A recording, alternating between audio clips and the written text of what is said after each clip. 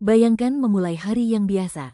Anda bangun di pagi hari dan mengambil ponsel Anda. Namun, Anda tidak memiliki koneksi internet. Anda masuk ke mobil untuk berangkat kerja, tetapi aplikasi peta dan navigasi tidak berfungsi. Langit sedang berawan, Anda melihat aplikasi cuaca, tetapi perakiraannya benar-benar kacau. Saat tiba di kantor, situasinya menjadi lebih mengerikan. Sistem keuangan global terhenti, transaksi di bursa efek membeku, dan mesin ATM tidak mengeluarkan uang. Semua penerbangan di seluruh dunia tiba-tiba dibatalkan. Seluruh infrastruktur modern yang dibangun manusia tenggelam dalam kegelapan dalam hitungan detik. Dalam skenario seperti itu, hal pertama yang terlintas di pikiran adalah serangan siber global besar-besaran atau perang nuklir, bukan? Namun, kenyataannya bisa jauh berbeda dan jauh lebih ironis. Penyebab keruntuhan masif ini mungkin bukan peretas, melainkan sampah tak terlihat yang saat ini mengorbit bumi tepat 400 km di atas kepala kita. Kita sedang melihat lebih dekat pada bahaya besar yang ditinggalkan manusia di luar angkasa, yang akan segera memenjarakan kita di planet kita sendiri. Selamat datang di tempat sampah luar angkasa. Saat kita melihat ke langit, kita menganggap luar angkasa sebagai samudra yang tak terbatas, gelap, dan kosong. Namun, lingkungan di sekitar planet kita, yaitu orbit kita, sama sekali tidak kosong. Segala sesuatu yang telah kita kirimkan sejak era luar angkasa dimulai dan sudah tidak berguna lagi disebut sampah luar angkasa. Ini adalah satelit mati yang telah kehabisan bahan bakar dan berkeliaran tanpa tujuan selama bertahun-tahun. Ini adalah bagian roket besar yang tertinggal di luar angkasa setelah menyelesaikan misinya. Bahkan, ini adalah sisa-sisa hasil tabrakan atau ledakan di luar angkasa. Mungkin saat memikirkan sampah luar angkasa, yang terlintas di pikiran Anda hanyalah tumpukan besi raksasa. Namun bahaya sebenarnya bukan hanya pada bagian yang besar. Bahkan partikel cat berukuran milimeter yang jatuh dari roket atau sebuah baut sekalipun adalah sampah luar angkasa. Dan hanya karena sesuatu itu kecil di luar angkasa, bukan berarti itu tidak berbahaya. Karena kecepatan di orbit sangatlah tinggi. Partikel cat kecil itu bergerak dengan kecepatan 8 km per detik. Ini kira-kira 10 kali lebih cepat daripada sebuah peluru. Serpihan cat pada kecepatan itu dapat menembus kaca pesawat ulang-alik yang paling kokoh sekalipun dalam hitungan detik. Manusia telah mengirimkan banyak hal ke luar angkasa selama bertahun-tahun, jadi mengapa masalah ini tiba-tiba berubah menjadi krisis besar hari ini? Karena aturannya telah berubah. Di masa lalu, luar angkasa adalah area bergengsi di mana hanya negara besar, seperti Amerika atau Soviet, yang sangat jarang meluncurkan roket. Namun, dalam dekade terakhir, perusahaan swasta telah ikut serta dan pintu luar angkasa telah terbuka sepenuhnya. Perusahaan seperti SpaceX meluncurkan ribuan satelit sekaligus untuk menyediakan internet global. Pesaing seperti OneWeb dan Amazon juga bergabung dengan mereka. Area berharga yang kita sebut orbit rendah bumi itu tiba-tiba berubah menjadi jalan tol tersibuk di dunia. Hari ini, di samping ribuan satelit yang aktif bekerja di orbit, ada puluhan ribu kepingan mati yang terus-menerus bermanuver untuk menghindari tabrakan dengan mereka. Luar angkasa bukan lagi ruang hampa yang sunyi, ini adalah zona lalu lintas yang sangat padat dan berbahaya. Bayangkan batas kecepatan di jalan tol yang padat ini adalah 8 km per detik dan tidak ada lampu lalu lintas. Tabrakan dua kepingan besar di luar angkasa tidak seperti kecelakaan lalu lintas biasa. Ketika dua satelit bertabrakan, mereka tidak lenyap. Mereka hancur dengan energi yang tak terbayangkan dan berubah menjadi ribuan serpihan logam baru yang kecil dan tidak terkendali. Ribuan serpihan baru ini menjadi peluru baru untuk menghantam satelit lain. Dalam dunia ilmiah, reaksi berantai yang mengerikan ini disebut sindrom Kessler. Sindrom Kessler adalah efek domino yang tak terhentikan di mana satu tabrakan memicu ribuan tabrakan baru. Sama seperti reaksi nuklir, sekali dimulai, ia tidak akan berhenti sampai menghancurkan segala sesuatu di orbit.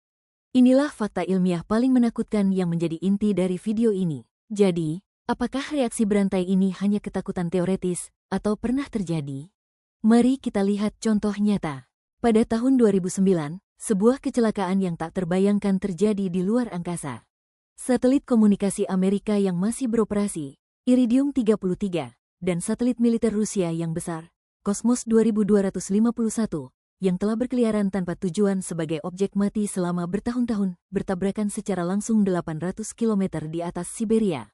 Akibat dari tabrakan masif ini, yang terjadi 10 kali lebih cepat daripada peluru, ribuan kepingan mematikan baru terbentuk di langit yang perlu dilacak.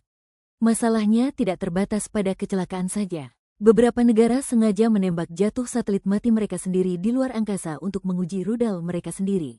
Karena uji coba anti-satelit ini, jutaan kepingan sampah lagi ditambahkan ke orbit. Jadi ya, teori ini perlahan-lahan menjadi kenyataan. Mari kita kembali ke skenario gelap di awal video. Mengapa tabrakan dua kepingan logam di langit akan mempengaruhi kehidupan sehari-hari Anda begitu parah? Karena peradaban modern kita terhubung dengan satelit-satelit di langit itu dengan benang digital yang tak terlihat.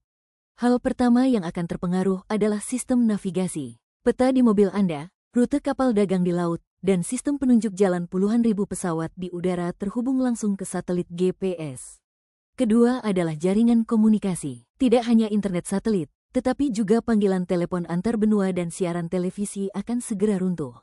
Ketiga adalah perakiraan cuaca. Ketika satelit meteorologi menjadi buta, kita tidak dapat melihat badai atau topan besar yang mendekat sebelumnya, dan jutaan orang akan tertangkap tanpa persiapan. Keempat dan yang paling mematikan adalah sinkronisasi waktu. Sistem perbankan dan bursa saham modern menggunakan sinyal waktu yang sempurna dari satelit untuk mengonfirmasi transaksi dalam hitungan milidetik. Jika sinyal ini terputus, infrastruktur perbankan global benar-benar terkunci. Peristiwa ini, yang tampak seperti masalah sampah di luar angkasa, dirasakan langsung di darat, di dompet Anda. Mari kita pikirkan besarnya efek ini dari jendela yang lebih luas. Bayangkan satelit menjadi buta selama seminggu. Rantai pasokan global yang menjaga rak-rak toko tetap penuh akan terhenti. Perusahaan logistik tidak akan dapat mengarahkan truk dan kapal kargo mereka. Bursa saham tidak dapat bertransaksi. Ekonomi dunia akan mulai merugi miliaran dolar dalam hitungan detik. Sistem darurat, ambulans, dan mobil pemadam kebakaran tidak akan dapat menemukan rute terpendek. Sistem distribusi jaringan listrik akan terganggu. Ini bukan lagi sekadar perlambatan internet. Ini adalah keruntuhan ekonomi dan sistemik tercepat yang pernah dilihat sejarah manusia. Ekonomi modern hanya bisa bertahan beberapa hari tanpa satelit di langit. Tentu saja, ada juga orang-orang di garis depan bahaya. Para astronot yang bertugas di luar angkasa. Stasiun luar angkasa internasional berada di orbit di mana peluru-peluru besar ini terus berterbangan. Kebanyakan orang tidak tahu, tetapi stasiun luar angkasa sesekali harus melakukan manuver orbit dengan menyalakan mesinnya untuk melarikan diri dari sampah mematikan ini. Tabrakan hanya 1 cm kepingan sampah dengan stasiun tersebut dapat seketika berubah menjadi perjuangan hidup dan mati bagi para astronot. Bukan hanya stasiun yang ada sekarang. Rencana misi bulan berawak di masa depan, perjalanan ke Mars, dan hotel luar angkasa generasi baru juga harus melewati tempat sampah ini. Selama orbitnya berbahaya seperti ini, impian luar angkasa kemanusiaan tetap berada di tengah ladang ranjau raksasa. Karena situasinya sangat serius, mengapa tidak ada yang bertindak dan membersihkan sampah ini? Bagian rekayasanya benar-benar menarik tetapi juga sulit. Badan Antariksa Eropa dan beberapa perusahaan swasta sedang mencoba ide-ide gila dalam hal ini. Ada proyek yang berencana menangkap satelit mati seperti ikan dengan meluncurkan jaring raksasa ke luar angkasa. Ada yang berencana menembakkan harpun luar angkasa untuk menusuk logam dan menyeretnya menuju atmosfer. Menangkap sampah dengan lengan robotik dan membawanya ke atmosfer untuk dibakar, atau mengubah arah kepingan sampah dengan laser raksasa juga termasuk dalam ide-ide yang ada. Namun, di balik semua ide futuristik ini terdapat kenyataan yang sangat kejam. Sampah ini berputar dengan kecepatan 8 km per detik. Menangkap mesin cuci yang berputar sangat cepat seperti gasing di luar angkasa secara teknis adalah mimpi buruk bagi para insinyur. Misalkan kita menemukan pesawat luar angkasa pengumpul sampah yang sempurna. Saat itulah masalah gelap yang sebenarnya, yaitu politik, ikut bermain. Milik siapa kepingan sampah di luar angkasa itu? Siapa yang berhak membersihkan satelit militer Rusia yang diluncurkan bertahun-tahun lalu tetapi sekarang sudah mati? Ketika robot pembersih milik Amerika atau Tiongkok mendekati satelit negara lain, bukankah ini akan dianggap sebagai serangan luar angkasa atau aktivitas spionase di arena internasional? Sebuah negara bisa saja berkata, mereka mencoba mencuri rahasia saya dengan dalih membersihkan satelit saya. Jadi masalahnya bukan lagi sekadar masalah rekayasa peluncuran harpun dan laser, ini adalah hukum internasional dan krisis geopolitik yang sangat berbahaya. Mari kita sampai pada pertanyaan menyeramkan di awal video. Apa yang akan terjadi jika tabrakan tidak dapat dikendalikan dan sindrom Kessler dimulai? Manusia bisa membuat orbitnya sendiri benar-benar tidak dapat digunakan. Ketika orbit rendah bumi tertutup awan sampah yang masif, beberapa orbit akan menjadi sangat berisiko sehingga meluncurkan satelit baru di sana akan setara dengan bunuh diri. Situasi ini akan meningkatkan biaya akses luar angkasa ke tingkat yang astronomis.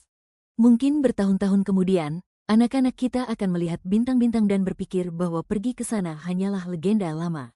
Manusia akan mengunci pintu yang terbuka ke alam semesta yang tak terbatas dari dalam dengan sampahnya sendiri.